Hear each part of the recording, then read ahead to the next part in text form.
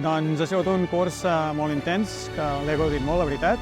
I ha sigut com aprendre en molts sentits. Ens permetrà que puguem fer un servei el més útil i proper a la ciutadania possible.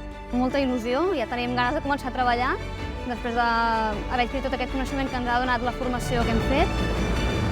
Crec que el cos necessitava que hi haguessin molts més agents, que s'ha potenciat i que s'hagi potenciat també amb la incorporació del 40% de dones, crec que és un encert fantàstic pel cos.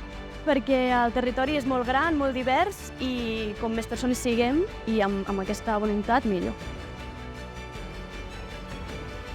I per tant, aquesta incorporació d'agents, i amb la promoció passada i ara amb la nostra, és necessària perquè el cos creixi i continuï endavant i podem donar un bon servei sobretot a la ciutadania.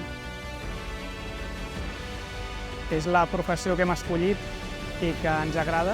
Ser agent rural és vetllar per la natura, l'entorn i aconseguir que es doni la importància que ha de tenir perquè en formem part.